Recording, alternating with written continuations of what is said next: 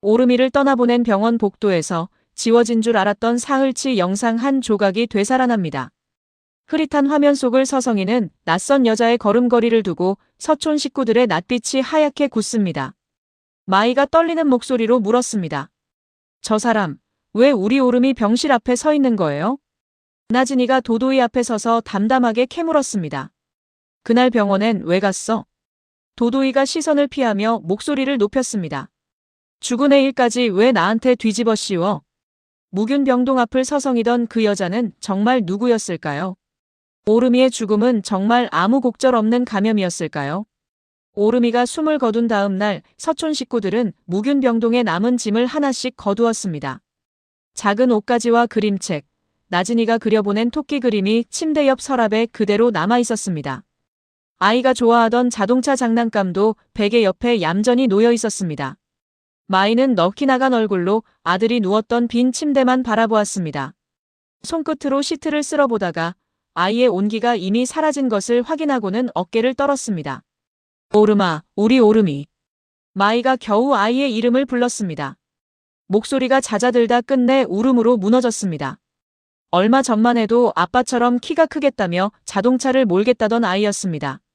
그 말이 아직 귓가에 생생한데 아이는 이제 곁에 없었습니다. 노영주가 며느리의 등을 가만히 감싸며 함께 눈시울을 붉혔습니다. 그만 일어나자, 응. 여기 오래 있으면 홀몸도 아닌 네 몸까지 상해. 노영주가 마이를 다독였습니다. 그러나 마이는 아이의 그림책을 가슴에 품은 채 좀처럼 자리를 뜨지 못했습니다. 노영주는 눈물을 삼키며 병동 관리자를 붙들었습니다. 아이를 그렇게 떠나보낸 것이 도무지 믿기지 않았습니다. 무균실이라 그토록 애를 써서 균 하나 들이지 않으려 했는데 어째서 감염이 아이를 삼켰는지 알 수가 없었습니다. 골수를 이식받고 겨우 살이 붙던 아이였습니다.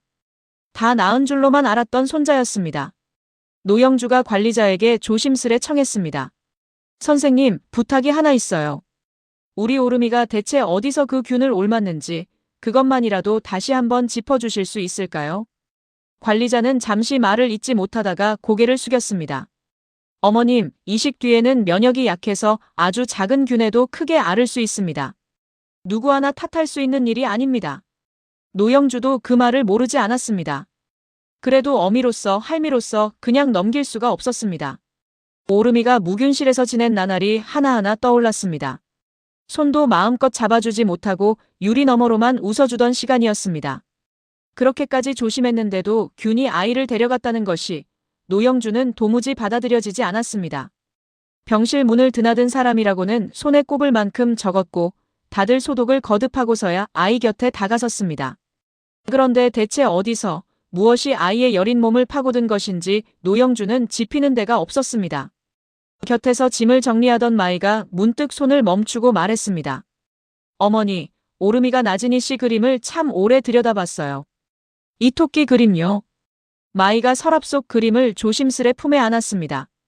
노영주는 그 그림을 함께 바라보며 아이가 좋아하던 것 하나라도 놓치지 않으려 눈에 담았습니다. 차승현이 어머니의 손을 잡으며 낮게 말했습니다. 엄마, 병원에서 성심껏 봐주셨어요. 자꾸 자책하지 마세요. 오름이가 편히 갔다고 생각해요. 그러나 노영주의 눈빛은 쉬이 풀리지 않았습니다. 어딘가 짚히지 않는 구석이 남아 가슴 한편이 계속 서늘했습니다. 무언가를 놓치고 있다는 예감이 깊은 슬픔 속에서도 좀처럼 가시지 않았습니다. 노영주는 텅 빈 침대를 한 번 더 돌아보고서야 병실을 나섰습니다. 관리자는 노영주의 청을 무겁게 받아들였습니다. 감염 경로를 되짚으려면 오름이가 무균 병동에 머문 동안의 출입 기록과 병동 앞 화면부터 확인해야 했습니다. 관리자는 보안실 직원을 불러 그 기간의 영상을 처음부터 차근차근 돌려보게 했습니다. 그런데 화면을 살피던 직원의 손이 문득 멈췄습니다. 하필 오름이가 무균 병동에 있던 사흘치 영상이 통째로 까맣게 비어 있었습니다. 화면을 앞뒤로 돌려도 그 구간만 저장이 되지 않았다는 안내만 반복해서 떴습니다. 직원이 난감한 얼굴로 말했습니다. 이상하네요. 앞뒤 구간은 다 멀쩡한데 유독 이 사흘만 기록이 통째로 없습니다. 시스템 오류로 뜨긴 하는데 이런 경우는 저도 처음이라. 직원의 말끝이 흐려졌습니다. 차승현이 눈을 좁히며 한 발 다가섰습니다. 그 사흘이 정확히 언제입니까? 직원이 날짜를 확인하고는 조심스레 답했습니다. 그 사흘은 공교롭게도 의료진이 짚은 감염 추정 시점과 고스란히 겹쳤습니다. 순간 곁에 있던 서촌 식구들의 낯빛이 하얗게 굳었습니다. 병실 밖 복도에 무거운 침묵이 내려앉았습니다. 마이가 떨리는 목소리로 되물었습니다. 하필 그때만 화면이 없다고요? 왜요? 어떻게 그럴 수가 있어요? 마이의 손이 그림책을 움켜쥐었습니다. 넋이 나가 있던 눈에 처음으로 다른 빛이 스쳤습니다. 노영주도 가슴이 서늘해졌습니다. 우연이라 넘기기에는 겹침이 지나치게 정확했습니다. 무언가 손을 탔을지 모른다는 생각이 스쳤지만 노영주는 차마 입 밖에 내지 못하고 그 생각을 눌렀습니다. 그런 의심을 품는 것조차 아이에게 미안한 일 같았습니다. 차승현은 잠자코 그 날짜를 머릿속에 새겼습니다. 공무원으로 오래 일하며 몸에 밴 감각이 이 겹침을 그냥 넘겨서는 안 된다고 말하고 있었습니다. 하필 그 사흘만 화면이 사라졌다는 것은 우연이라 하기에는 너무 공교로웠습니다. 직원이 조심스레 덧붙였습니다. 무균병동 앞은 원래 출입이 엄격해서 아무나 드나들 수 없는 자리입니다. 그래서 화면이 이렇게 통째로 비는 일은 정말 드뭅니다. 그 말에 차승현의 눈빛이 한층 무거워졌습니다. 그럼 그 사흘 동안 저 안쪽으로 누가 드나들었는지도 알 길이 없다는 말씀입니까? 차승현이 낮게 물었습니다. 직원은 답 대신 곤란한 얼굴로 고개를 끄덕였습니다. 아이를 지키려 온 식구가 소독을 거듭하던 그 자리에 정작 누가 다녀갔는지 확인할 방도가 없다는 사실이 식구들의 가슴을 무겁게 짓눌렀습니다. 차승현이 관리자에게 단단한 목소리로 청했습니다. 선생님, 지워진 그 구간을 어떻게든 되살릴 방법이 없을까요? 옆 복도 화면이라도 조각이라도 좋습니다. 우리 오름이가 어떻게 그렇게 됐는지 저희는 알아야겠습니다. 관리자는 인접한 카메라를 뒤져보겠다며 자리를 떴습니다. 남은 식구들은 서로의 얼굴만 바라보았습니다. 아이를 잃은 슬픔 위로 아직 이름 붙일 수 없는 의심 하나가 무겁게 내려앉기 시작했습니다. 노영주는 마이의 손을 꼭 잡았습니다. 두 사람 다 그 사흘의 빈자리가 자꾸만 마음에 걸렸습니다. 장면은 며칠 전으로 되돌아갑니다. 도도이는 오래 손대지 못하고 미뤄두었던 태블릿 케이스를 방바닥에 펼쳐놓았습니다.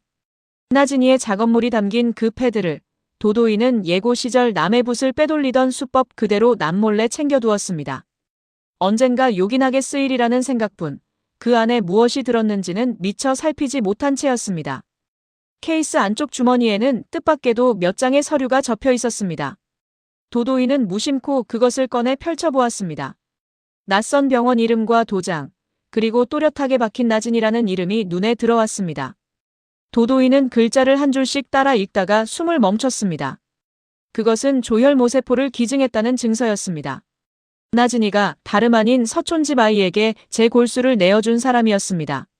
서촌 식구들이 그토록 애태우며 찾던 익명의 공여자가 바로 그 여자였던 것입니다. 이게 뭐야? 도도이가 낮게 중얼거렸습니다. 종이를 쥔 손이 가늘게 떨렸습니다. 눈을 몇 번이나 비비고 다시 읽어도 종이에 박힌 이름은 달라지지 않았습니다.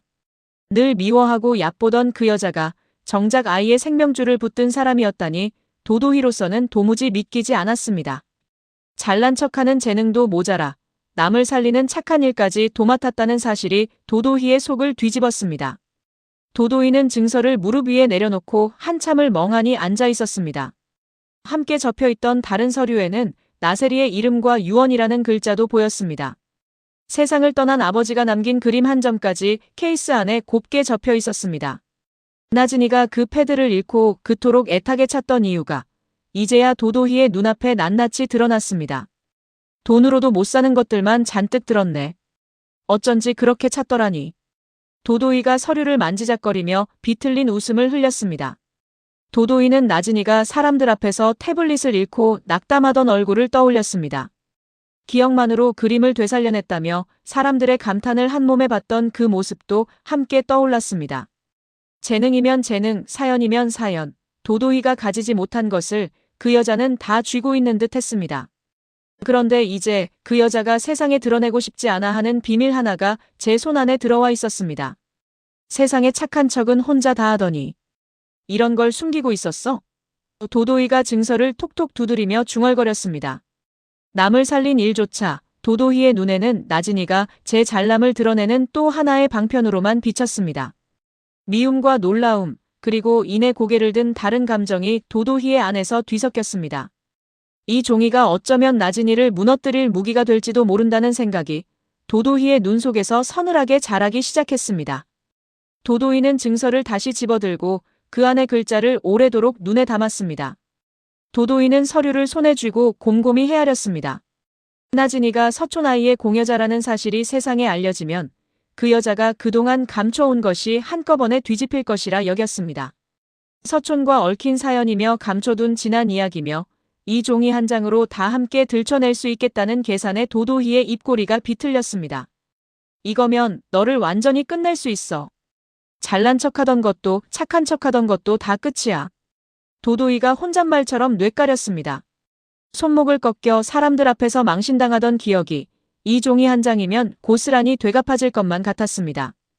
그러나 이내 손끝이 멈칫했습니다. 이 증서를 그대로 내밀려면 그것을 어디서 손에 넣었는지부터 밝혀야 했습니다. 남의 작업물이 담긴 태블릿을 몰래 가져간 사람이 바로 자신이라는 것을 스스로 드러내는 꼴이었습니다. 도도희의 얼굴에 조바심이 스쳤습니다. 나진이는 이미 사라진 패드를 두고 도도희를 대놓고 의심하고 있었습니다. 대표 임중빈 앞에서까지 절도 이야기가 오르내렸으니 이 서류를 꺼내는 순간 그 의심은 곧바로 빼도 박도 못할 증거가 될 판이었습니다. 섣불리 내밀 수가 없잖아.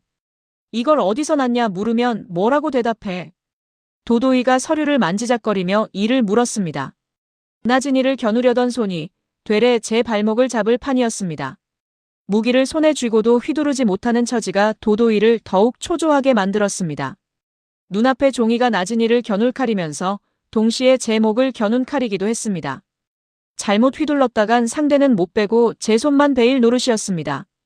도도희는 방안을 서성이며 좀처럼 마음을 정하지 못했습니다. 증서를 접었다 폈다를 되풀이하는 손끝에서 조급증과 도끼가 함께 자라올랐습니다. 도도희는 나진이를 무너뜨릴 방법을 이리저리 그려보았습니다. 서촌 식구들에게 넌지시 흘려볼까, 임지후의 어머니 귀에 슬쩍 넣어볼까 궁리해보았습니다. 그러나 어느 쪽이든 그 사실을 어떻게 알았느냐는 물음이 반드시 되돌아올 터였습니다. 그 물음 앞에서 도도희는 할 말이 없었습니다. 내가 훔쳤다고 하면 그동안 쌓아놓은 게 다 무너져. 도도희가 손톱을 물어뜯으며 뇌까렸습니다. 예비 며느리 노릇에 공들여온 세월이 종이 한 장 잘못 꺼내는 순간 물거품이 될 수 있었습니다. 결국 도도희는 이 비밀을 당장은 입에 담지 않기로 마음먹었습니다. 다만 언젠가 자신에게 조금도 불똥이 튀지 않을 때를 기다리기로 했습니다. 무슨 수를 써서라도 이건 꼭 써먹어야 해. 이대로 묻을 순 없어. 도도희가 낮게 다짐했습니다. 그러나 어떻게 써야 제 손이 드러나지 않을지 그 방도만은 좀처럼 떠오르지 않았습니다. 도도희의 미간이 점점 더 깊게 패였습니다. 한참을 저울질하던 도도희는 마침내 마음을 정했습니다. 종이 자체를 없애버리기로 한 것입니다. 증서에 적힌 병원과 날짜, 도장과 이름을 도도희는 몇 번이고 소리내어 되뇌며 머릿속에 단단히 새겼습니다. 나진이가 서촌 애한테 골수를 주었다. 그 사실 하나면 충분해. 종이 따위는 없어도 돼. 도도희가 스스로에게 다짐하듯 중얼거렸습니다. 사실만 머릿속에 챙겨두면 때를 봐서 슬며시 흘리기만 해도 그만이라 여겼습니다. 종이가 남아있어야 절도도 남는 법이었습니다. 그러고는 서류를 두 손으로 움켜쥐고 갈기갈기 찢기 시작했습니다. 나진이라는 이름이 조각조각 흩어지고 병원 도장이 반으로 갈라졌습니다.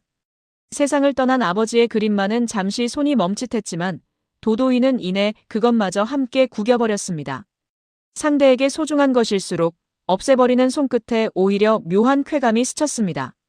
이런 거 하나 없어졌다고 네가 뭘 어쩌겠어. 도도희가 찢긴 종이를 내려다보며 비웃듯 뇌까렸습니다. 나진이가 이 서류를 얼마나 애타게 찾을지 뻔히 알면서도 도도희의 손끝에는 조금의 망설임도 남지 않았습니다. 오히려 그 여자가 발을 동동 구를 모습을 떠올리며 도도희는 종이를 더 잘게 찢었습니다. 도도희는 찢은 종이 조각들을 한 움큼 끌어모아 가까운 쓰레기통에 던져 넣었습니다. 알맹이는 머릿속에 챙기고 흔적은 지운다는 계산이었습니다. 언젠가 때가 무르익으면 자신이 훔친 티 하나 내지 않고 그 사실만 슬며시 흘리면 그만이라 믿었습니다. 찢긴 조각들이 쓰레기통 안에 흩어져 내려앉았습니다. 나진이라는 이름의 반쪽, 병원 도장의 한 귀퉁이가 다른 쓰레기들 사이로 섞여들었습니다. 도도이는 그 위에 손을 뻗어 조각들을 조금 더 깊이 눌러 넣으려다가 이내 부질없다는 듯 손을 뗐습니다. 누가 이 쓰레기통을 뒤질까 싶었습니다. 그러나 하필 그 자리가 사람들이 드나드는 어느 집의 한 구석이라는 것을 도도이는 대수롭지 않게 여겼습니다. 종이를 없앴다는 사실에만 마음이 놓여 그것을 어디에 버렸는지는 미처 신경 쓰지 못했습니다. 그러나 쓰레기통을 내려다보는 도도희의 마음은 개운하지 않았습니다. 절도가 들통날지 모른다는 조바심이 여전히 등 뒤에 달라붙어 있었습니다. 도도이는 찢긴 조각들 위로 손을 얹었다가 이내 슬며시 거두었습니다. 이제 아무도 몰라. 아무 일도 없던 거야. 도도이가 낮게 되뇌었습니다. 스스로를 안심시키려는 말이었지만 목소리 끝이 미세하게 흔들렸습니다. 조각난 종이가 그 자리에 그대로 남아 언젠가 다른 누군가의 눈에 띌 수 있다는 것을 도도이는 미처 헤아리지 못했습니다.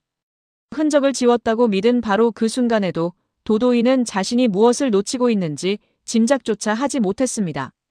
지운 자리마다 새 흔적이 남는다는 것을 도도이는 알지 못했습니다. 종이를 없앴는데도 나진이를 향한 도도희의 갈증은 좀처럼 가시지 않았습니다. 그 여자가 회사 사람들 앞에서 자신의 손목을 꺾어 제압하던 일 무릎 사과를 요구했다가 되레 큰 소리 한 번 못 내고 물러난 일이 자꾸만 떠올랐습니다. 도도이는 나진이가 무너지는 꼴을 제 눈으로 보고 싶어 견딜 수가 없었습니다. 마침 서촌 아이 오름이가 큰 병원으로 옮겨져 위중하다는 이야기가 도도희의 귀에 흘러들었습니다. 도도이는 그 병원을 핑계 삼기로 마음먹었습니다. 병문안. 그래, 아픈 아이 보러 가는 거잖아. 누가 뭐라 하겠어. 도도이가 거울 앞에서 매무새를 다듬으며 혼잣말을 했습니다.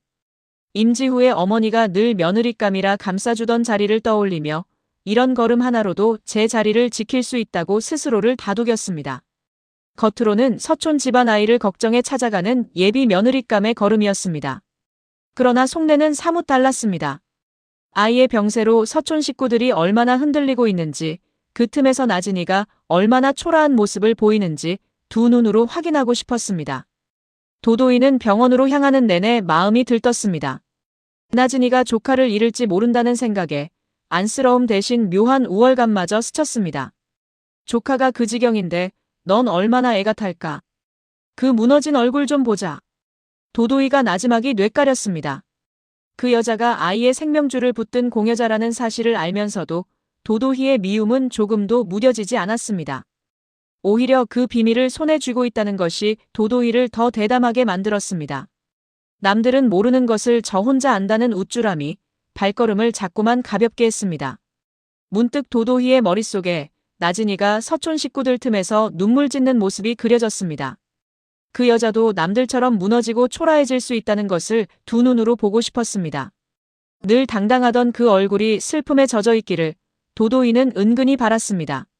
착한 일 아무리 해봐야 소용없어. 네 편이 몇이나 되나 보자. 도도이가 속으로 뇌까렸습니다. 손목을 꺾여 사람들 앞에서 당한 수모가 아직도 손목에 남아있는 듯 했습니다. 그 안갚음을 도도이는 이런 걸음으로라도 조금씩 갚아나가려 했습니다. 병원 앞에 이르러서도 도도이는 조금의 망설임도 없었습니다. 아이가 사경을 헤매는 그 자리가 도도희에게는 그저 나진이를 훔쳐볼 구경거리에 지나지 않았습니다. 잠깐이지만 도도희의 머릿속에 병문안이라면 아이 얼굴이라도 보고 오는 것이 도리라는 생각이 스치기도 했습니다. 그러나 그마저도 오래가지 않았습니다. 아픈 아이보다 나진이의 무너진 얼굴이 먼저 보고 싶었던 도도희였습니다. 도도희는 옷매무새를 한 번 더 가다듬고 아무렇지 않은 얼굴로 병원 문을 밀고 들어섰습니다. 그 걸음이 어떤 자국을 남기게 될지는 도도희 자신도 조금도 알지 못한 채였습니다. 병원에 들어선 도도희는 안내 데스크의 말을 흘려들었습니다. 면회가 제한된 구역이라는 안내에도 도도희는 아랑곳하지 않고 안쪽 복도로 발을 옮겼습니다.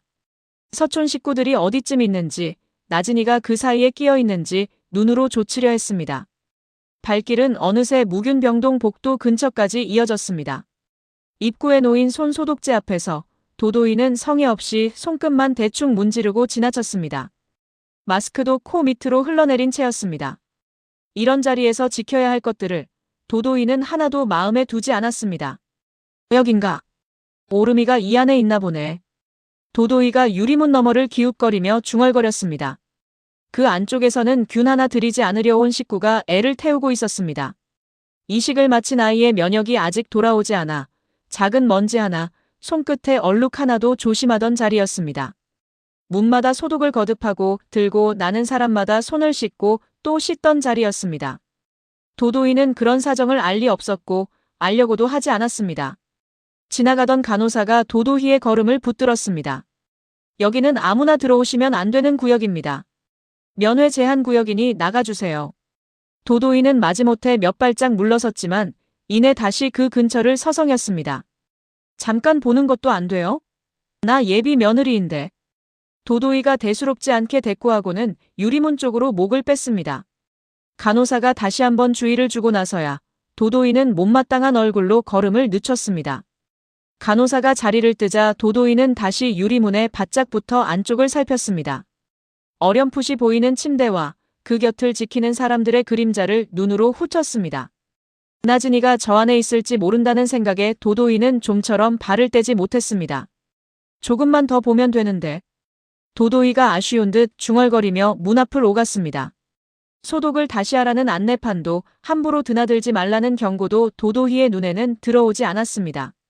그렇게 도도이가 무심코 오간 자리마다 흘러내린 마스크와 대충 문지른 손끝이 함께 지나갔습니다. 정작 도도이는 그것이 무엇을 뜻하는지 조금도 헤아리지 못했습니다. 그저 나진이를 훔쳐보지 못한 것만 못내 아쉬워하며 도도이는 그 자리를 서성이고 또 서성였습니다. 서촌 식구들이 좀처럼 보이지 않자 도도이는 이윽고 발길을 돌렸습니다. 병문안이라는 명목도 나진이의 약점을 보겠다는 속셈도 그날은 채우지 못한 채였습니다. 바로 그 시각이 훗날 통째로 사라질 사흘치 기록의 첫머리라는 것을 도도이는 까맣게 몰랐습니다. 무심코 남긴 걸음과 대충 넘긴 손끝이 무엇과 맞닿게 될지 정작 본인만 알지 못했습니다. 다시 현재입니다. 병원 보안실에서는 지워진 사흘치 기록을 어떻게든 되살리려 애쓰고 있었습니다. 무균 병동 앞 카메라는 통째로 비어 있었지만 조금 떨어진 복도 모퉁이의 다른 카메라에는 흐릿하게나마 그 시각의 화면이 남아 있었습니다. 직원은 그 인접한 화면을 한 장면씩 되짚어갔습니다. 얼마쯤 지났을까 직원의 손이 다시 멈췄습니다. 화면 한 구석에 무균 병동 쪽을 기웃거리며 서성이는 낯선 여자의 실루엣이 잡혀 있었습니다. 화질이 좋지 않아 얼굴은 알아볼 수 없었지만 그 여자가 면회 제한 구역 근처를 오가는 모습만은 분명했습니다. 이 사람, 여기 있으면 안 되는 자리인데요. 직원이 화면을 가리키며 관리자에게 조심스레 말했습니다. 손 소독도 제대로 하지 않은 채 마스크를 코 밑으로 내린 여자가 유리문 너머를 자꾸만 살피고 있었습니다. 관리자의 얼굴이 굳어졌습니다. 아이가 감염된 것으로 짐작되는 바로 그 무렵 아무나 드나들 수 없는 그 자리에 낯선 사람이 서성였다는 것은 예사로 넘길 일이 아니었습니다. 직원이 화면을 조금 더 확대해 보았지만 낡은 카메라의 화질은 그 이상을 보여주지 않았습니다. 여자의 옆모습과 걸음걸이, 몸에 걸친 옷의 윤곽만 어렴풋이 잡힐 뿐이었습니다. 그래도 그 여자가 손소독을 건너뛴 채 마스크를 코 밑으로 내리고 유리문 안쪽을 기웃거린 정황만은 화면에 고스란히 남아 있었습니다. 사흘치 화면이 통째로 지워진 것도 하필 이 사람이 다녀간 무렵과 겹칩니다. 직원이 조심스레 덧붙였습니다. 우연이라 하기에는 앞뒤가 지나치게 맞아떨어졌습니다. 관리자는 곧바로 서촌 가족에게 이 사실을 알리기로 했습니다. 보호자분들께 이 화면을 보여드려야겠습니다. 조심스러운 일이지만 숨길 수도 없는 노릇이니까요. 관리자가 무거운 목소리로 말했습니다. 소식을 전해들은 노영주와 차승현이 서둘러 보안실로 향했습니다. 화면 앞에 선 두 사람의 표정이 순식간에 얼어붙었습니다. 흐릿한 실루엣이었지만 그 걸음걸이와 몸을 기웃거리는 몸짓이 어쩐지 낯설지 않았습니다. 노영주가 떨리는 손으로 화면을 가리켰습니다. 이 사람이 저 사흘 동안 우리 오름이 병실 앞에 있었다는 거예요? 관리자가 무겁게 고개를 끄덕였습니다. 노영주의 가슴이 철렁 내려앉았습니다. 이름 붙일 수 없던 의심이 이제 눈앞에 흐릿한 형체로 떠오르고 있었습니다. 균 하나 들이지 않으려 온 식구가 밤을 새우던 그 자리에 지켜야 할 것을 하나도 지키지 않은 낯선 사람이 오갔다는 사실이 노영주의 숨을 막았습니다. 차승현이 이를 악물고 화면을 노려보았습니다. 어머니, 이건 그냥 넘길 일이 아닙니다. 저 사람이 누군지, 왜 거기 있었는지 반드시 알아내야 해요. 차승현의 목소리에 서늘한 결기가 실렸습니다. 노영주는 대답 대신 화면 속 흐릿한 형체를 오래도록 바라보았습니다. 손자를 잃은 슬픔이 이제 다른 빛깔로 물들어가고 있었습니다. 노영주와 차승현은 화면 속 실루엣을 몇 번이고 돌려보았습니다.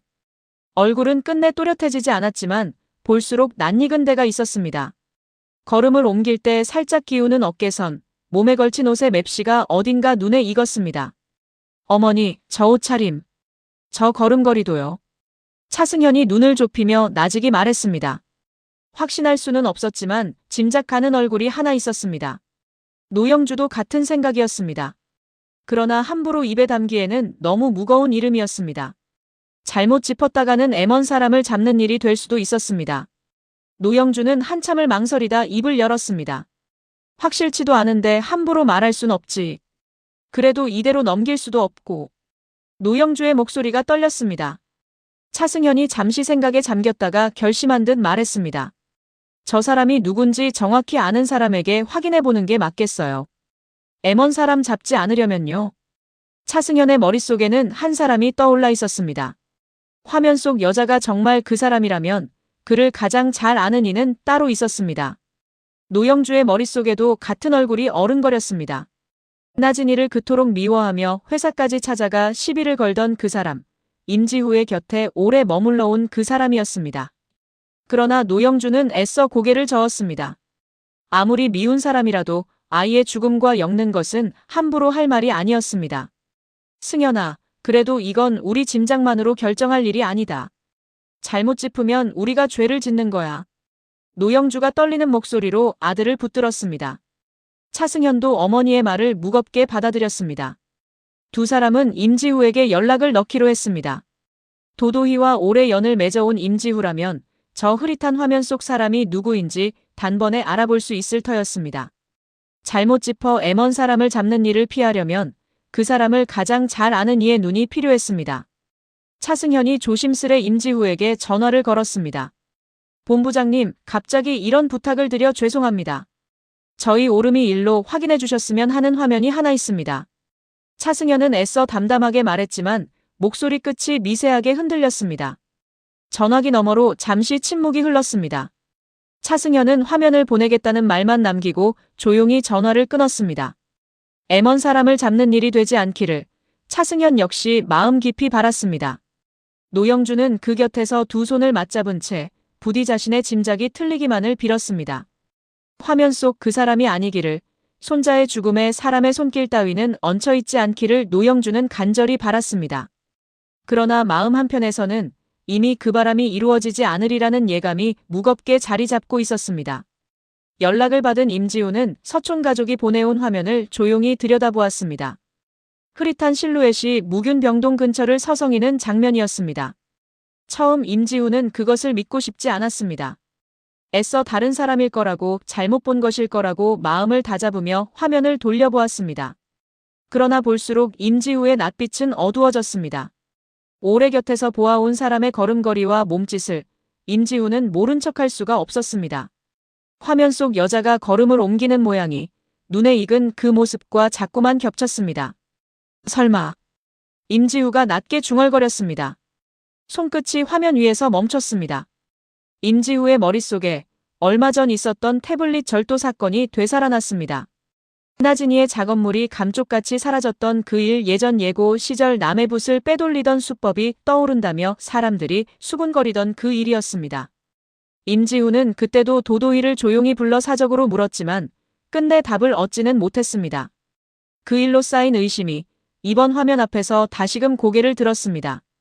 임지우는 도도희가 그런 사람이 아니기를 진심으로 바랐습니다. 그러나 바람과 달리 예감은 자꾸만 무거운 쪽으로 기울었습니다.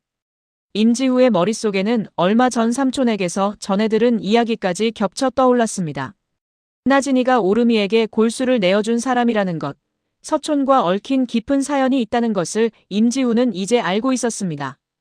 그런 나진이를 도도이가 얼마나 미워하고 무너뜨리려 했는지도 곁에서 지켜본 터였습니다. 이 사람이 정말 거기 있었다면 그건 우연이 아니겠지. 임지우가 낮게 뇌까렸습니다. 도도희의 미움이 어디까지 뻗어 있었는지를 떠올리자 임지우는 등골이 서늘해졌습니다. 손자를 잃은 서촌 가족의 슬픔이 어쩌면 자신과 무관하지 않을지도 모른다는 생각이 임지우를 짓눌렀습니다. 이번만은 그냥 넘길 수가 없겠구나. 임지우가 혼잣말처럼 뇌까렸습니다. 화면을 끄지도 못한 채 임지우는 오래도록 그 자리에 앉아 있었습니다. 임지우는 태블릿 절도 때처럼 이번에도 도도이를 조용히 불러묻고 싶었습니다. 그러나 이번 일은 그때와 무게가 달랐습니다. 아이 하나의 목숨이 걸린 일이었고 그 죽음을 슬퍼하는 가족이 눈앞에 있었습니다. 어설픈 감싸기로 덮을 수 있는 일이 아니었습니다. 내가 아무리 믿고 싶어도 이번만은 그럴 수가 없구나. 임지우가 고개를 숙이며 나직이 뇌까렸습니다.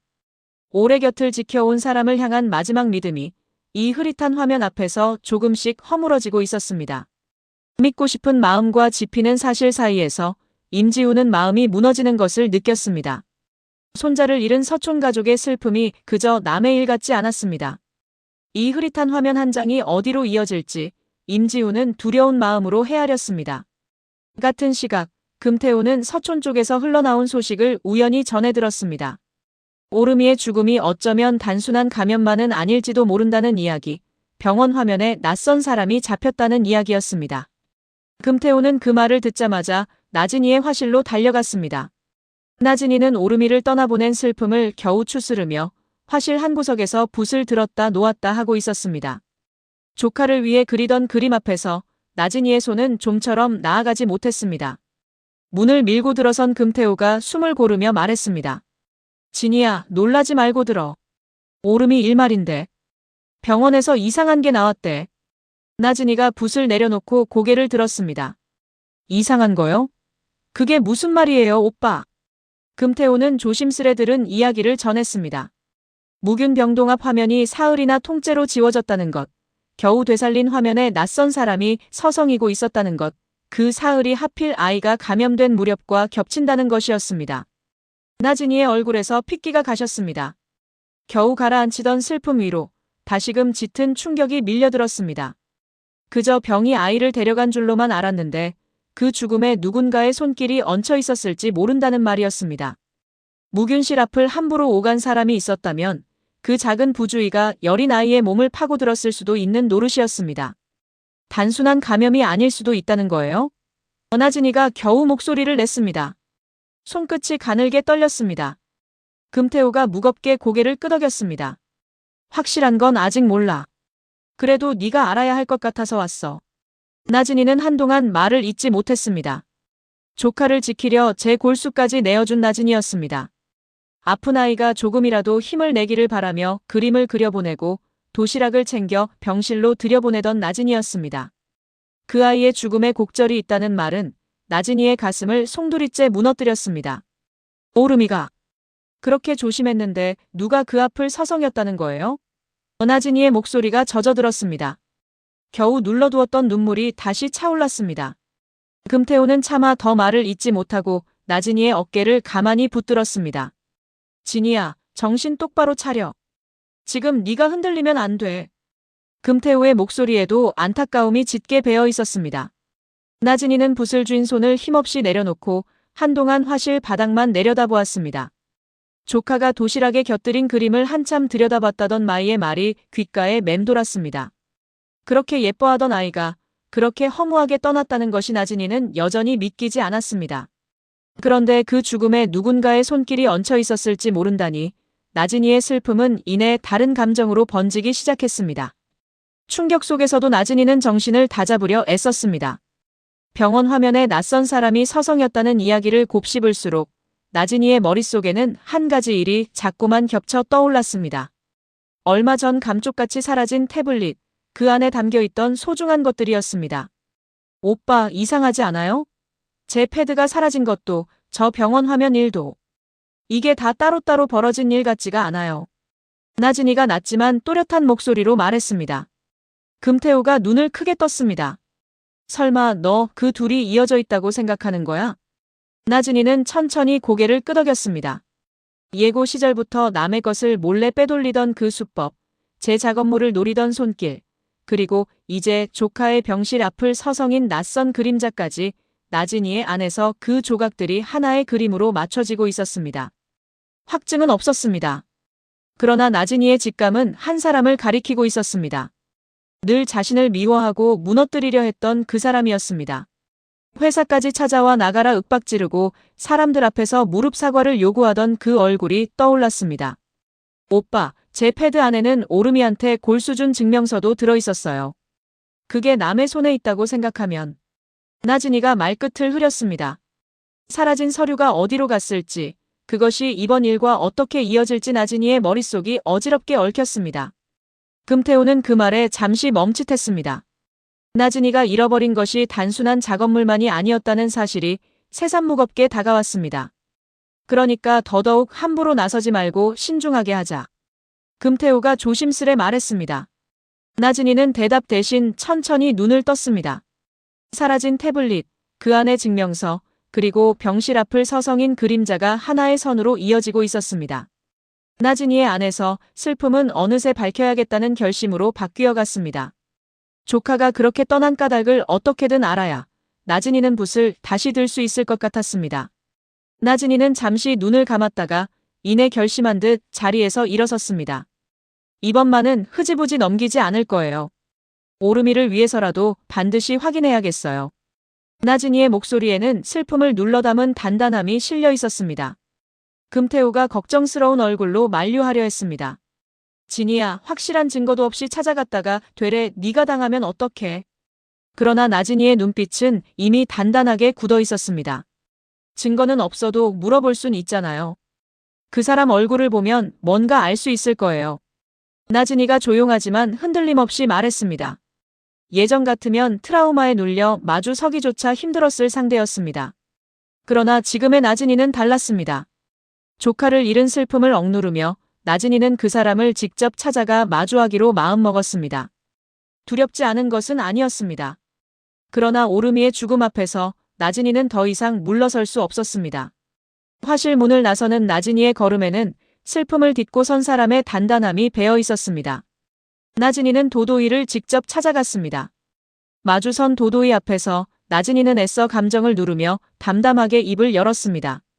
슬픔의 목소리가 잠기려 할 때마다 나진이는 조카를 떠올리며 마음을 다잡았습니다. 도희야, 그날 병원엔 왜 갔어? 나진이가 도도희의 눈을 똑바로 바라보며 물었습니다. 목소리는 낮았지만 흔들림이 없었습니다. 도도희는 순간 움찔했지만 이내 아무렇지 않은 척 어깨를 으쓱였습니다. 병원? 무슨 병원? 나 병문안 갔었어. 아픈 애 보러 가는 게 뭐가 잘못이야? 면회도 안 되는 무균병동 앞엔 왜 서 있었느냐고 묻는 거야. 나진이가 물러서지 않고 되물었습니다. 도도희의 낯빛이 미묘하게 굳었습니다.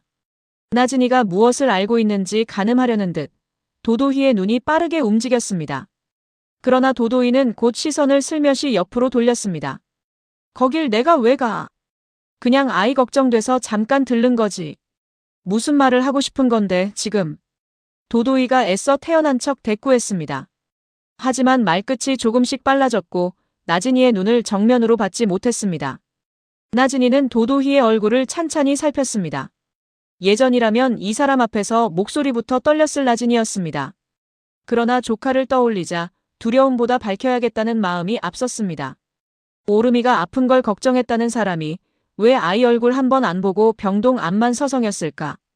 나진이가 담담하게 되물었습니다. 그 말에 도도희의 표정이 순간 딱딱하게 굳었습니다. 도도희는 나진이가 병원 화면에 대해 어디까지 알고 있는지 도무지 가늠할 수 없었습니다. 그 불안이 도도희의 낯빛을 자꾸만 흐트러뜨렸습니다. 애써 태어난 척했지만 손끝은 이미 옷자락을 만지작거리고 있었습니다. 나진이는 그 흔들리는 눈빛을 놓치지 않았습니다. 병문안이라는 말과 달리 도도희의 몸은 정직하게 굳어가고 있었습니다. 네가 정말 아무 상관없다면 그렇게 눈을 피할 이유가 없잖아. 나진이가 조용히 짚었습니다.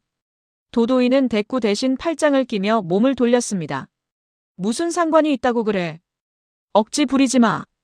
도도희의 목소리가 살짝 갈라졌습니다. 나진이는 한 발도 물러서지 않았습니다. 내 태블릿이 사라진 것도, 그 안에 든 게 다 없어진 것도 난 아직 잊지 않았어. 그런데 이번엔 오름이 병원 앞이야. 도희야, 정말 아무것도 모른다고 말할 수 있어? 나진이의 목소리는 여전히 담담했지만 그 안에는 물러설 수 없는 단호함이 서려 있었습니다. 도도희의 눈동자가 잠시 흔들렸습니다. 나진이가 태블릿 이야기를 꺼내자 도도희는 저도 모르게 침을 삼켰습니다. 그러나 이내 얼굴을 굳히며 고개를 돌렸습니다. 굳어지는 어깨와 자꾸만 피하는 시선이 입으로 하는 발뺌보다 더 많은 것을 말하고 있었습니다. 나진이가 병원 화면 이야기를 다시 꺼내자 도도희의 태도가 돌변했습니다.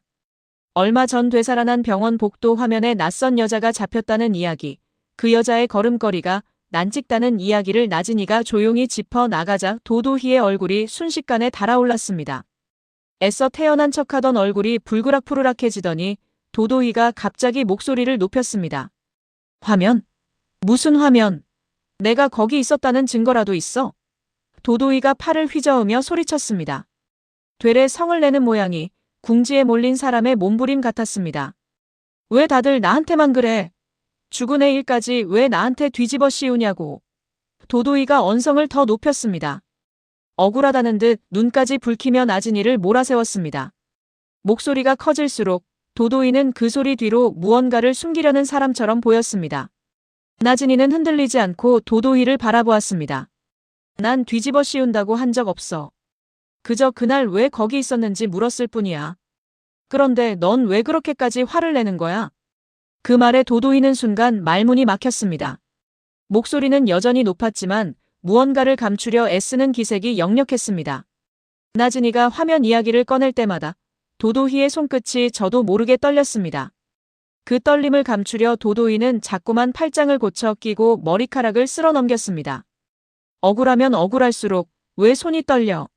나진이가 그 손끝을 바라보며 조용히 말했습니다. 도도희는 얼른 두 손을 등 뒤로 감췄습니다. 떨긴 누가 떨어? 말도 안 되는 소리로 사람 잡지 마.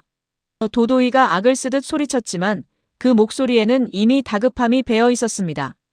소리를 지를수록 도도희의 눈은 자꾸만 문 쪽을 향했습니다. 이 자리를 어서 벗어나고 싶다는 마음이 그 눈빛에 고스란히 드러났습니다. 나진이는 그 모습을 조용히 지켜보았습니다.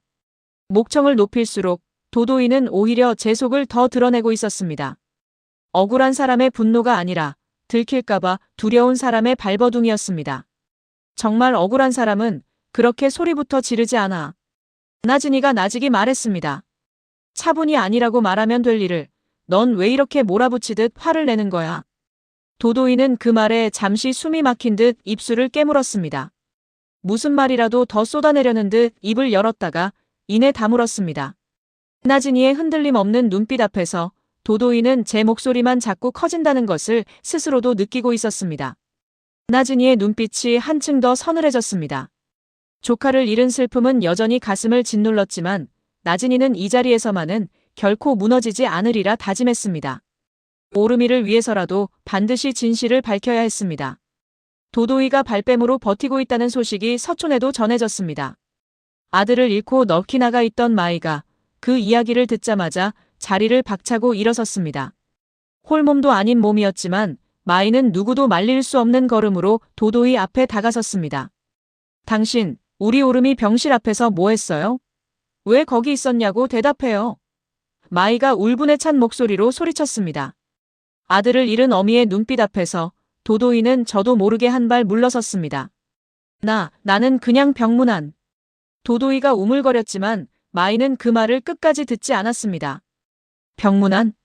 우리 오름이 얼굴도 안 보고 병동 앞만 서성인 게 무슨 병문안이야. 당신 때문에 우리 애가. 마이가 끝내 말을 잇지 못하고 울음을 터뜨렸습니다. 그 절규 앞에서 도도희의 얼굴이 하얗게 질렸습니다. 마이는 눈물을 훔치면서도 물러서지 않았습니다. 우리 오름이가 얼마나 예쁜 아이였는데. 균 하나 안 들어오게 온 식구가 밤새 지켰는데. 당신은 손도 안 씻고 그 앞을 왔다 갔다 했잖아요. 마이의 목소리가 갈라졌습니다. 아들을 잃은 어미의 분노 앞에서 도도희는 감히 눈을 마주치지 못했습니다. 노영주도 함께 나섰습니다. 네가 정말 아무 짓도 안 했다면 왜 그 사흘 화면이 통째로 지워졌겠니? 왜 하필 네가 다녀간 그때만 기록이 없어졌겠어? 노영주의 목소리는 낮았지만 그 안에는 손자를 잃은 할미의 서슬이 시퍼렇게 서려 있었습니다. 우리 오름이가 무슨 죄가 있어서 이제 겨우 살았다고 다들 기뻐했는데. 노영주의 눈에서 끝내 눈물이 흘렀습니다. 그러나 그 눈물은 도도이를 향한 분노로 인해 단단해졌습니다. 그때 뜻밖의 사람까지 그 자리에 나섰습니다. 서촌에 얹혀 지내며 노영주와 사사건건 부딪히던 나세리였습니다. 평소 같으면 서촌편에 설 리 없던 나세리가 이번만은 달랐습니다. 야, 도도이. 아무리 미운 사람이라도 죽은 아이 앞에서는 사람 도리를 해야지. 네가 뭘 했는지 똑바로 말해. 나세리가 매섭게 쏘아붙였습니다. 평소 나세리는 노영주와 한 지붕 아래서 사사건건 부딪히는 사이였습니다. 그러나 손자를 잃은 그 집안의 슬픔 앞에서만은 나세리도 감정을 내려놓았습니다. 아이의 죽음을 앞에 두고 발뺌만 하는 도도이가 나세리의 눈에도 곱게 보일 리 없었습니다. 너 예전에 우리 진이한테 한 짓만 봐도 뻔해. 남의 것 훔치고 사람 괴롭히고. 그런 애가 병원엔 왜 갔겠어. 나세리가 혀를 차며 도도이를 몰아세웠습니다. 늘 티격태격하던 나세리마저 서촌편에 서자 도도이는 사방이 막힌 듯 숨이 막혔습니다. 어느 쪽으로 눈을 돌려도 자신을 향한 서늘한 눈빛뿐이었습니다. 도도이를 향한 서촌 식구들의 분노가 이제 임계점을 향해 치닫고 있었습니다. 사방에서 몰아세우는 눈빛 앞에서 도도이는 궁지에 몰렸습니다. 도도이는 마지막까지 버티려는 듯 목소리를 쥐어짰습니다. 내가 병원에 간 거랑 애가 아픈 거랑 무슨 상관이야. 나는 균이니 감염이니 그런 거 하나도 몰라. 도도이가 악을 쓰듯 소리쳤습니다. 병원에 간 것과 아이의 감염은 아무 상관이 없다며 도도이는 끝까지 발을 뺐습니다. 목소리는 컸지만 그 눈빛은 갈 곳을 잃고 이리저리 흔들리고 있었습니다. 그러나 나진이가 조용히 다른 이야기를 꺼냈습니다. 병원 일은 그렇다 치자. 그럼 내 태블릿은? 감쪽같이 사라진 내 패드는 너랑 아무 상관없어. 나진이의 목소리는 크지 않았지만 그 물음은 정확히 도도희의 급소를 찔렀습니다. 나진이는 한 발 더 다가섰습니다. 그 안에 뭐가 들었는지 넌 이미 알고 있잖아. 아니라고 말해봐. 내 눈 똑바로 보고. 나진이의 눈빛에는 흔들림이 없었습니다. 순간 도도희의 말문이 턱 막혔습니다. 병원 일에는 그렇게 목청을 높이던 사람이 태블릿 이야기 앞에서는 입을 열지 못했습니다. 얼굴이 불그락푸르락하며 도도이는 무슨 말이라도 하려다 이내 삼켰습니다. 태블릿 안에 무엇이 들어있었는지, 그것을 자신이 어떻게 했는지가 떠오를수록 도도이는 더욱 말을 잃었습니다. 그 틈을 사람들은 놓치지 않았습니다. 마이가 매섭게 파고들었습니다. 봐요, 저 얼굴 좀 봐. 병원 일은 아니라고 소리치더니 패드 얘기엔 왜 말을 못해. 마이는 눈물이 그렁그렁한 채로도 도도희의 흔들리는 눈을 놓치지 않고 파고들었습니다. 노영주도 눈을 부릅떴습니다. 예전부터 남의 물건에 손대던 버릇이 있었다며. 그게 다 이어진 일이 아니고 뭐냐. 나진이가 조용히 덧붙였습니다. 내 패드가 사라진 뒤로 넌 유독 나를 피해 다녔어. 그런데 하필 오름이 병원 앞에도 네가 있었어. 이게 다 우연이야? 나진이의 물음 하나하나가 도도이를 올가매는 그물이 되어갔습니다. 나세리까지 곁에서 혀를 찼습니다. 도도이는 궁지에 몰린 짐승처럼 눈을 굴렸습니다. 그거랑 이거랑 무슨 상관이야? 도도이가 겨우 말을 쥐어짰지만 목소리는 이미 힘을 잃고 있었습니다. 병원 일과 태블릿 일을 함께 걸고 넘어지자 도도이는 어느 쪽 하나 제대로 변명하지 못했습니다. 한쪽을 막으면 다른 쪽이 뚫렸고 그쪽을 가리면 이쪽이 드러났습니다. 발뺌으로 세워온 벽에 처음으로 금이 가고 있었습니다. 도도희의 이마에 식은땀이 배어나왔습니다. 그토록 감추려 애쓰던 것들이 사람들 앞에서 하나둘 실밥처럼 풀려나오고 있었습니다. 도도희는 이 자리를 어떻게든 벗어나고 싶었지만 사방을 둘러싼 눈빛이 도도희를 놓아주지 않았습니다. 도도희를 둘러싼 의혹은 이내 임시가에도 전해졌습니다. 소식을 들은 임중빈의 얼굴에 처음으로 흔들림이 스쳤습니다. 그동안 임중빈은 도도희를 아들의 짝이자 며느리감으로 여기며 웬만한 허물은 감싸왔습니다. 나진이와의 다툼에서도 도도의 쪽을 두둔하던 임중빈이었습니다. 그러나 이번 일은 결이 달랐습니다. 아무나 드나들 수 없는 병동 앞을 서성였다는 것, 그것이 하필 서촌 아이가 세상을 떠난 무렵과 겹친다는 것, 게다가 예전 태블릿 절도 의혹까지 다시 불거졌다는 것이었습니다. 하나만으로도 무거운 일이 세시한데 얽혀 임중빈의 마음을 짓눌렀습니다. 손자를 잃은 집안이 저렇게까지 말하는데 이게 정말 아무 일도 아니라 할 수 있는 건가? 임중빈이 무겁게 뇌까렸습니다. 며느리감이라 하여 무턱대고 편들기에는 걸린 일이 너무 컸습니다. 아이 하나가 세상을 떠났고 그 죽음에 도도희의 그림자가 얹혀있다는 이야기였습니다. 오래군에 몸담으며 옳고 그름을 엄히 가려온 임중빈이었습니다. 그런 임중빈으로서는 이번만은 눈을 감고 도도희의 손을 들어줄 수가 없었습니다. 임중빈은 얼마 전 회사에서 있었던 태블릿 절도 소동을 떠올렸습니다. 그때는 나진이 쪽에 잘못이 있다며 도도희를 감쌌던 임중빈이었습니다. 그러나 이번 일까지 겹치고 보니 그 판단이 옳았는지 임중빈은 스스로 되묻지 않을 수 없었습니다. 내가 그동안 저 아이를 너무 곱게만 봤던 건 아닐까? 임중빈이 낮게 뇌까렸습니다. 며느리감이라는 마음에 가려보지 못했던 것들이 이제야 하나씩 눈에 밟히기 시작했습니다. 아들의 짝이라 여겨 눈감아온 일들이 지금 와 돌아보니 예사롭지 않게 다가왔습니다. 확실한 건 아직 아무것도 없어. 그래도 이건 그냥 넘길 일이 아니야. 임중빈이 아내 김선경을 향해 나직이 말했습니다. 늘 도도희를 감싸던 목소리에 처음으로 망설임이 실렸습니다. 비서 노일동이 곁에서 조심스레 말을 보탰습니다. 장군님, 서초는 제 누님 댁입니다. 손자를 그렇게 보내고 절이 나서는 데는 다 곡절이 있어서겠지요. 노일동의 말에 임중빈은 무겁게 고개를 끄덕였습니다. 아무 근거 없이 서촌 식구들이 절이 들고 일어날 리 없다는 생각이 임중빈의 마음을 더욱 무겁게 했습니다. 저 아이 일은 좀 더 지켜봐야겠어. 아무리 아끼는 마음이 있어도 이건 함부로 감쌀 일이 아니야. 임중빈이 단단하게 말했습니다. 확실한 것이 나오기 전까지는 어느 편도 들지 않겠다는 물러섬 없는 태도였습니다. 임중빈은 창밖을 오래도록 바라보았습니다. 며느리감으로 마음에 두고 아껴온 세월이 있었지만 손자를 잃은 집안의 슬픔 앞에서 그 마음은 쉽게 편을 들 수 없었습니다. 임중빈의 낯빛이 무겁게 가라앉았습니다. 곁에 있던 김선경은 그래도 도도희를 감싸려 했습니다.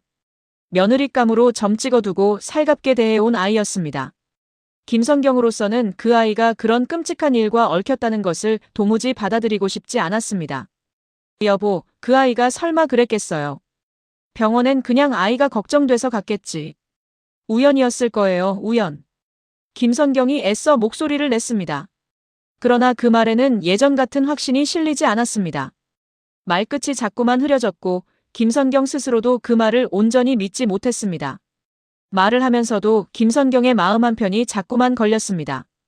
아무리 우연이라 해도 아이가 세상을 떠난 그 무렵에 하필 도도희가 그 앞을 서성였다는 사실은 김선경의 입을 무겁게 했습니다. 게다가 태블릿 일까지 함께 오르내리니 김선경은 차마 목소리를 높일 수가 없었습니다. 김선경은 그동안 도도희의 격한 성깔에 몇 번이고 흠칫했던 일들을 떠올렸습니다. 그때마다 애써 며느리감이라 여기며 눈을 감아왔습니다. 그러나 이번 일은 그렇게 덮을 수 있는 것이 아니었습니다. 한 아이의 목숨이 걸린 일이었습니다. 그 애가 아무리 그래도 사람 목숨까지 어쩌려 했을까. 김선경이 혼잣말처럼 뇌까렸습니다. 그러면서도 확신은 서지 않았습니다. 아니라고 믿고 싶은 마음과 어쩌면 하는 의심이 김선경의 안에서 자꾸만 부딪혔습니다. 그 애가 정말 아무 상관없는 거겠지요. 그렇지요, 여보. 김선경이 남편에게 되물었습니다. 확신에 찬 두둔이 아니라 제발 그러기를 바라는 애원에 가까운 물음이었습니다.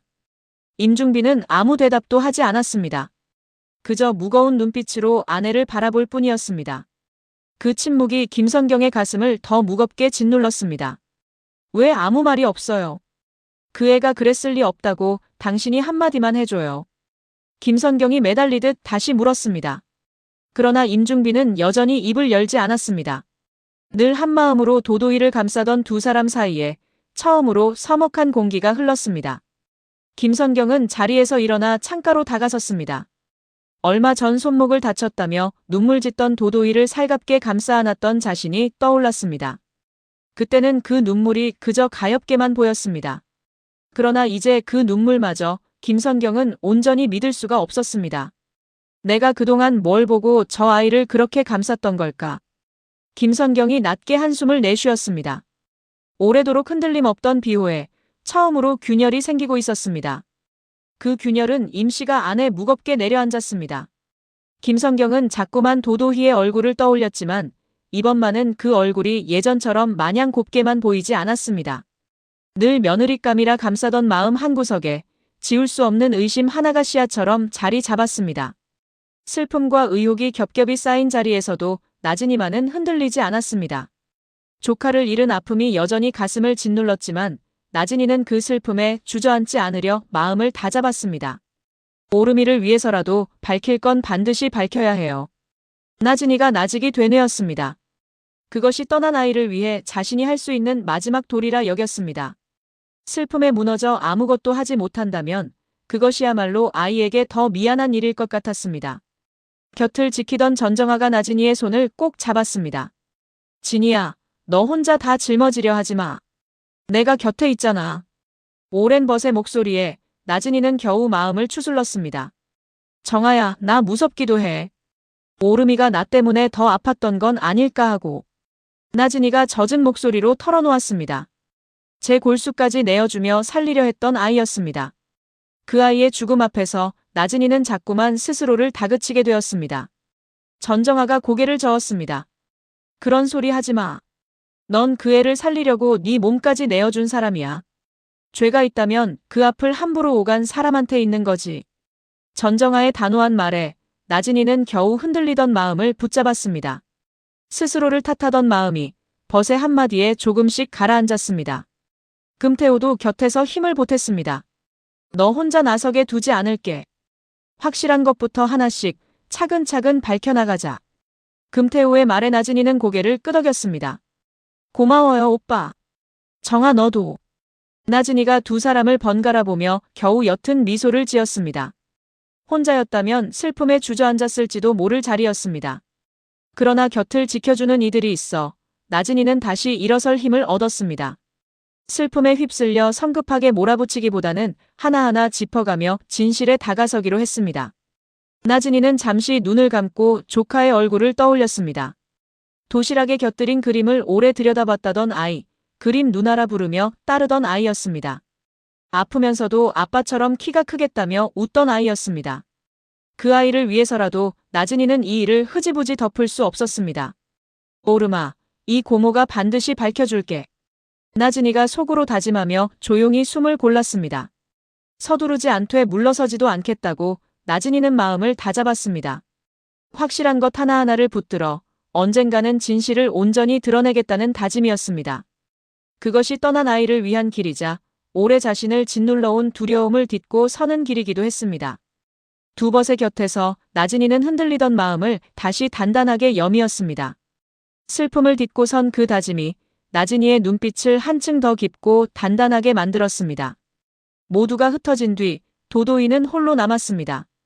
사방에서 몰아세우던 목소리가 사라진 자리에서 도도이는 좀처럼 마음을 가라앉히지 못했습니다. 발뺌으로 그날 하루는 버텨냈지만 도도희의 속은 조금도 편치 않았습니다. 화면은 지워졌어. 종이도 다 찢어버렸고. 그런데 왜 이렇게 불안하지? 도도희가 손톱을 물어뜯으며 중얼거렸습니다. 무언가 놓친 것이 있는 것만 같아 도도희는 지난 일을 자꾸만 되짚었습니다. 병원 복도를 오간 일, 손소독을 대충 넘긴 일, 사라진 태블릿에서 꺼낸 서류를 찢어버린 일까지 도도희는 하나하나 머릿속으로 되감았습니다. 흔적은 다 지웠다고 믿었는데 어딘가에서 자꾸만 서늘한 바람이 새어드는 느낌이었습니다. 오늘 사람들 앞에서 몰렸던 순간이 자꾸만 떠올랐습니다. 병원 일에는 목청을 높였지만 태블릿 이야기 앞에서는 끝내 말문이 막혔습니다. 그 짧은 침묵을 사람들이 놓치지 않았다는 것을 도도희도 알고 있었습니다. 바보같이. 왜 하필 그때 말을 못했을까? 도도희가 제 머리를 쥐어뜯듯 손을 올렸습니다. 늘 자신을 감싸주던 임지후의 어머니마저 오늘은 예전처럼 편들어주지 않았습니다. 그 서먹한 눈빛이 도도희의 불안을 더욱 키웠습니다. 내가 뭘 빠뜨렸을까? 어디서? 도도희가 초조하게 방안을 서성였습니다. 찢어버린 종이 조각들이 어디로 갔는지, 그것을 누가 볼 수도 있다는 데까지는 도도희의 생각이 미치지 못했습니다. 도도희는 그저 화면만 지워지면, 종이만 없애면 모든 것이 묻힐 줄 알았습니다. 그러나 지운 자리마다 오히려 새로운 의심이 자라나고 있었습니다. 화면이 통째로 사라졌다는 것 자체가 되레 사람들의 눈길을 그 사흘로 이끌었습니다. 감추려 한 손길이 오히려 감춘 것을 가리키고 있었습니다. 왜 이렇게 자꾸 불안하지? 다 지웠는데.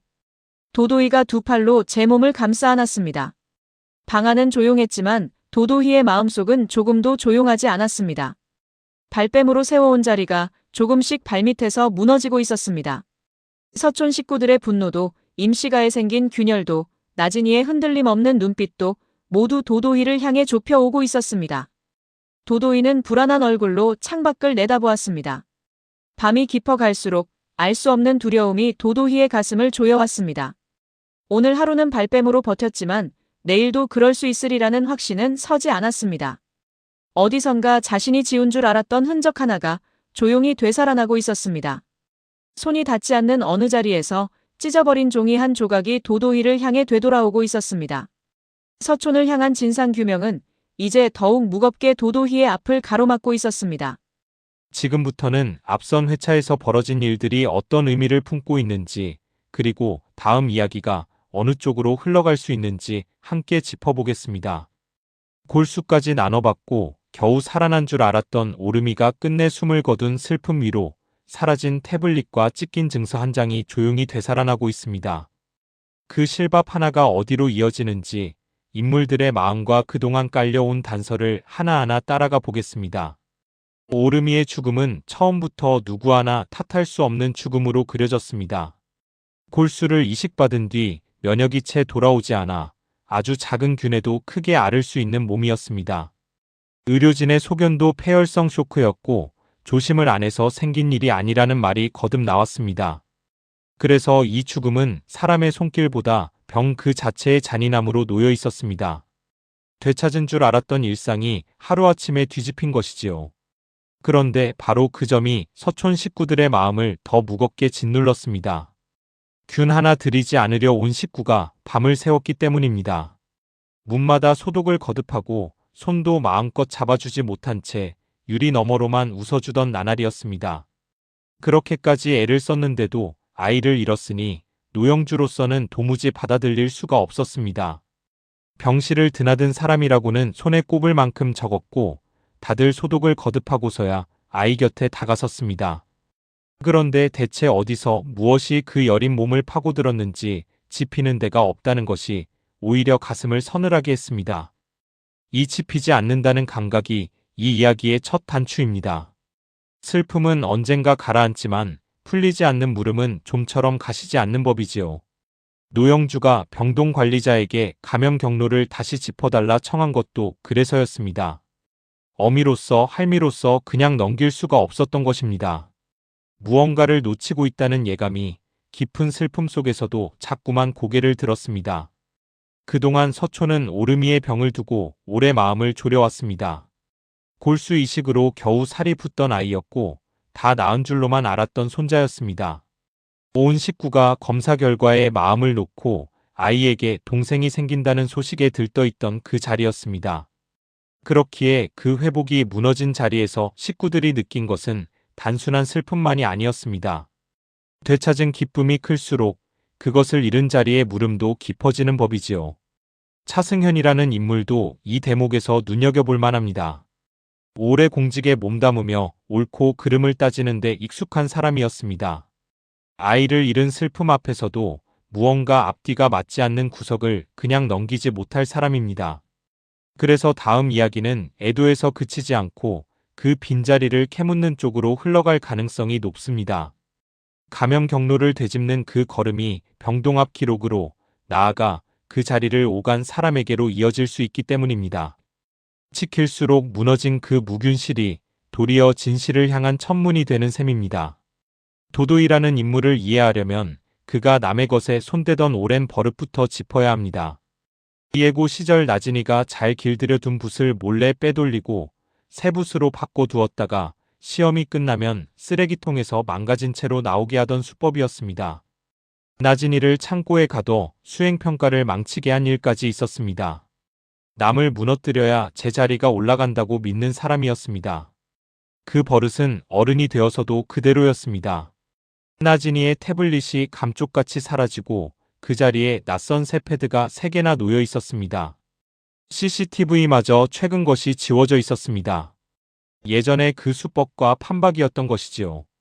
나진이와 전정아가 곧장 도도이를 떠올린 것도 무리가 아니었습니다. 붓이 패드로 바뀌었을 뿐 남의 것을 빼돌리고 흔적을 지우는 손길은 조금도 달라지지 않았습니다. 이 손버릇은 단순한 심술이 아닙니다. 도도이에게 나진이는 재능도 사연도 사람들의 마음까지도 제가 갖지 못한 것을 다 쥔 사람으로 비쳤습니다. 흰 종이만 봐도 숨이 막힌다며 무너지던 도도이에게 기억만으로 잃어버린 그림을 되살려 내 사람들의 감탄을 한몸에 받는 나진이는 견디기 힘든 상대였습니다. 게다가 회사 사람들 앞에서 손목이 꺾여 제압당한 수모까지 겹치자 그 미움은 무너뜨리고 싶다는 집착으로 굳어갔습니다. 도도이의 미움에는 늘 뒤가 따랐습니다. 사람을 시켜 나진이 모녀의 뒷조사를 맡기고 화실에 CCTV가 있는지부터 은밀히 확인해 두던 사람이었습니다. 나진이를 회사에서 내보내려 월급을 대신 주겠다는 제안까지 꺼냈고 그마저 거절당하자 시어머니 될 사람의 품에서 눈물로 피해자를 자처했습니다. 이렇게 도도이는 늘 앞에서는 억울한 척하고 뒤에서는 손을 쓰는 사람이었습니다. 그래서 다음 이야기에서 도도이의 손이 태블릿 하나에서 멈추지 않고 나진이와 얽힌 서촌 쪽으로까지 뻗칠 가능성이 높습니다. 남을 지우려는 손길은 대개 한 번으로 그치지 않으니까요. 사라진 태블릿 안에 무엇이 들어있었는지가 이 이야기의 큰 매듭입니다. 그 케이스 안쪽에는 나진이가 오르미에게 조혈모세포를 내어주었다는 증서와 어머니 나세리의 유언장, 그리고 세상을 떠난 아버지가 남긴 그림 한 점이 함께 접혀 있었습니다. 나진이의 말처럼 돈으로는 살 수 없는 것들이었습니다. 잃어버린 것이 단순한 작업물이 아니었기에 나진이의 불안은 그만큼 깊었습니다. 여기서 짚어야 할 것은 증서 한 장이 품은 비밀의 무게입니다. 나진이가 서촌 아이의 익명 공여자라는 사실은 서촌 식구들이 그토록 애태우며 찾던 바로 그 진실이었습니다. 남편의 숨겨진 딸이 손자의 생명줄을 붙들었다는 이 얽힘은 노영주가 오래 감춰온 사연과도 맞닿아 있습니다. 남편에게 다른 여자가 있었고 그 사이에 딸이 있었으며 바로 그 아이가 오르미에게 골수를 내어준 사람이라는 사실이지요. 그런 증서가 하필 나진이를 가장 미워하는 사람의 손에 넘어갔다는 것은 그 자체로 위태로운 일이었습니다. 이 비밀은 서촌 안에서는 이미 나누어져 있었지만 담장 밖으로는 좀처럼 새어나가지 않았습니다. 오르미의 공여자가 나진이라는 사실은 노영주와 나셀이 서촌 식구들 그리고 임사빈과 뒤늦게 임지우까지 이미 알고 있었습니다. 다만 임씨가의 어른인 임중빈과 김성경만은 아직 그 사실을 알지 못했습니다. 그런 비밀이 담긴 증서가 남의 손에 들어갔다는 것은 언제든 엉뚱한 방향으로 터질 수 있는 불씨를 뜻합니다. 특히 그 증서에는 나진이가 감추고 싶어 하던 사연이 고스란히 담겨 있었습니다. 남몰래 골수를 내어준 일은 나진이가 세상에 드러내려 하지 않던 마음이었습니다. 그런 일까지 남의 손에 쥐어졌으니 이는 나진이를 무너뜨릴 무기로 쓰일 수도 있는 것이었습니다. 남을 살린 착한 일조차 미움을 품은 사람의 눈에는 흠을 잡을 빌미로 비칠 수 있기 때문입니다. 나진이도 그 불안을 알고 있었습니다. 가져간 사람에게는 아무 쓸모도 없을 테니 그것만이라도 돌려받고 싶다던 말 속에 증서가 엉뚱한 손에 있다는 두려움이 짙게 배어 있었습니다. 그래서 다음 이야기는 이 증서가 단순히 잃어버린 서류로 끝나지 않고 진실과 반전을 함께 여는 열쇠로 떠오를 가능성이 높습니다. 감춰진 비밀은 사라졌을 때가 아니라 엉뚱한 손에 들어갔을 때 가장 위험한 법이지요. 이 이야기에서 가장 조용하면서도 결정적인 장면은 금태호가 무심코 발견한 종이 한 조각이었습니다.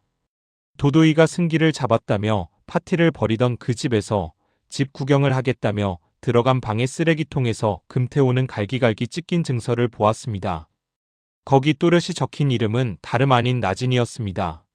나진이가 잃어버렸다던 태블릿 케이스 안에 바로 그 서류였습니다. 이 장면이 왜 중요한지 짚어보겠습니다. 절도의 화살이 도도이를 향해 있었지만 그동안은 정황뿐이었습니다. CCTV가 지워지고 예전의 수법이 떠오른다는 짐작만 무성했지 손에 잡히는 것이 없었습니다. 금태호가 경찰서에 다녀와도 비슷한 사람은 잡히지 않았다고 했고 그 탓에 도도이는 도리어 억울한 피해자를 자처하며 무릎 사과까지 요구했습니다. 그런데 이 종이 한 조각이 그 정황을 손에 잡히는 것으로 바꿔놓았습니다. 흔적을 지우려 찢어버린 손길이 오히려 가장 또렷한 자국을 남긴 셈입니다. 찢어버렸다는 사실 자체도 많은 것을 말합니다. 증서를 그저 감추기만 한 것이 아니라 없애려 했다는 것은 그 안의 내용을 지우고 싶었다는 뜻입니다. 나진이를 겨눌 무기이면서 동시에 절도를 드러낼 증거이기도 했기에 함부로 내밀 수도 그냥 둘 수도 없었던 것이지요. 그러나 없앤다고 없어지지 않는 것이 있습니다. 찢긴 조각이 하필 사람들이 드나드는 자리에 남았다는 것은 감추려는 마음이 오히려 자신을 향한 칼이 되었음을 보여줍니다. 금태호가 아무 말도 하지 못한 채 그것을 슬그머니 주머니에 넣었다는 점도 눈여겨볼 대목입니다. 놀라움에 선뜻 꺼내지 못했지만 그 종이는 이미 금태호의 손안에 있습니다. 금태호는 오래도록 나진이 곁을 지켜온 사람이고 나진이가 잃어버린 것들의 무게를 누구보다 잘 아는 사람입니다.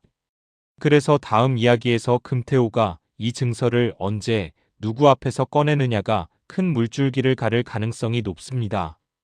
지운 자리마다 새 흔적이 남는다는 말처럼 되살아난 이름 하나가 도도이를 향해 조용히 되돌아오고 있습니다. 그동안 도도이를 떠받쳐온 것은 임중빈과 김성경의 비호였습니다. 며느리감이라는 이유 하나로 두 사람은 도도이의 웬만한 허물을 감싸왔습니다. 태블릿 절도 소동 때도 임중빈은 근거 없이 도둑으로 못나진이 쪽을 나무랐고 훗날 임지우와 도도이가 결혼하면 출판사를 며느리에게도 맡기겠다는 말까지 얹었습니다.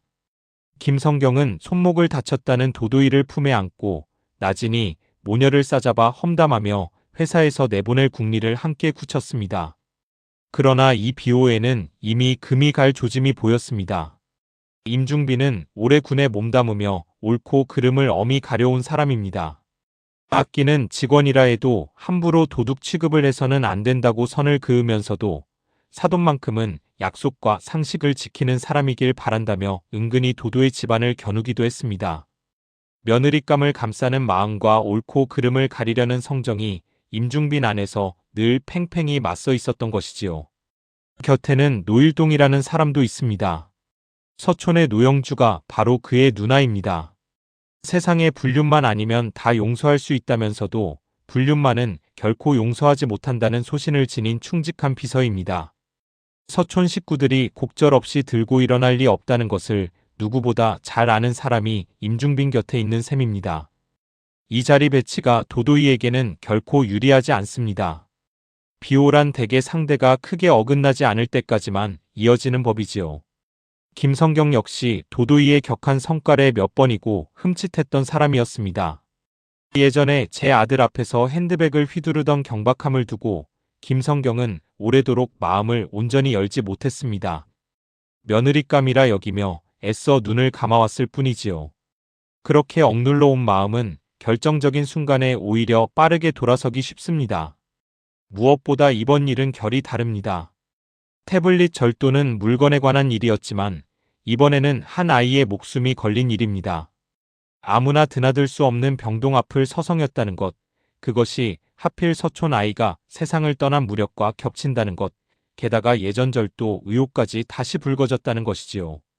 하나만으로도 무거운 일이 셋이나 한데 얽히면 아무리 아끼는 마음이 있어도 함부로 편들기 어려워집니다. 그래서 다음 이야기에서 절도 의혹에 더해 서촌의 슬픔까지 겹쳐진다면 두 사람의 비호가 흔들릴 가능성이 높습니다. 하나만으로도 무거운 일이 여럿 한데 얽히면 며느리감이라는 마음만으로 눈을 감기 어려워지니까요. 늘 도도이를 감싸던 그 손이 처음으로 머뭇거리는 순간이 도도이에게는 가장 위태로운 지점이 될 것입니다. 마지막으로 나진이의 변화를 짚어보겠습니다. 나진이는 오래도록 도도이 앞에서 트라우마에 눌려 살던 사람이었습니다. 예고 시절의 학교폭력과 출생의 비밀은 어린 나진이를 밤마저 거부할 만큼 무너뜨렸고 그 상처는 오래 그림자를 드리웠습니다. 자신을 죄의 열매라 부르며 자학하던 아이 앞에서 아버지 차민기가 무릎을 꿇고 사죄하던 기억은 나세리의 가슴에도 아프게 남아 있었습니다. 그러나 나진이는 조금씩 달라졌습니다. 도도이가 회사로 찾아와 나가라 윽박지를 때 지난날의 가스라이팅을 또렷이 기억한다며 물러서지 않았고 멱살을 잡고 달려드는 도도이의 손목을 끝내 사람들 앞에서 꺾어 제압하기까지 했습니다. 네 말 한마디에 더는 벌벌 떨지 않는다던 그 말은 나진이가 두려움을 딛고 일어섰다는 신호였습니다. 억울한 이등으로 눌려있던 아이가 이제는 제 목소리를 내는 사람이 된 것이지요. 여기에 조카를 잃은 슬픔이 더해졌습니다. 제 골수까지 내어주며 살리려 했던 아이였습니다. 아픈 아이가 조금이라도 힘을 내기를 바라며 그림을 그려보내고 도시락을 챙겨 병실로 들여보내던 나진이었습니다. 그림 누나라 부르며 따르던 아이, 아빠처럼 키가 크겠다며 웃던 아이였습니다. 그런 나진이에게 오르미의 죽음은 주저앉을 이유가 아니라 밝혀야 할 이유가 되기 쉽습니다. 나진이의 곁에는 든든한 두 사람이 있습니다. 오랜 벗 전정아와 늘 곁을 지켜온 금태호입니다. 혼자였다면 슬픔에 주저앉았을지도 모를 자리를 이 두 사람이 함께 붙들어줍니다. 특히 찢긴 증서를 손에 쥔 금태호가 곁에 있다는 것은 나진이의 진상규명에 큰 힘이 될 수 있습니다. 그래서 다음 이야기에서 나진이가 진상규명의 한가운데에 서게 될 가능성이 높습니다. 슬픔에 무너지는 것이야말로 떠난 아이에게 더 미안한 일이라 여길 사람이기 때문입니다. 나진이는 더 이상 혼자 흔들리던 예전의 그가 아니지요. 오르미의 죽음은 병이 데려간 슬픔으로 시작되었지만 그 슬픔 곁에는 사라진 태블릿과 찢긴 증서, 그리고 오랜 손버릇을 지닌 한 사람이 놓여 있었습니다. 흔적을 지우려던 손길이 오히려 자국을 남기고 눌려있던 나진이가 슬픔을 딛고 일어서며 굳건하던 비호에 금이 가기 시작했습니다. 지운 자리마다 새 흔적이 자라난다는 말처럼 조용히 되살아나는 종이 한 조각이 다음 이야기를 어디로 이끌지 함께 지켜보시지요. 오늘은 오르미를 잃은 서촌의 슬픔과 그 곁에서 조용히 되살아나는 찢긴 증서 한 장을 따라가 보았습니다. 가장 눈여겨볼 대목은 흔적을 지우려던 도도이의 손길이 되레 가장 또렷한 자국을 남겼다는 점이었습니다. 금태호의 손에 들어간 그 종이가 언제 세상 밖으로 나올지, 흔들리기 시작한 비호가 어디까지 갈라질지 다음 이야기에서 함께 확인해 보시지요.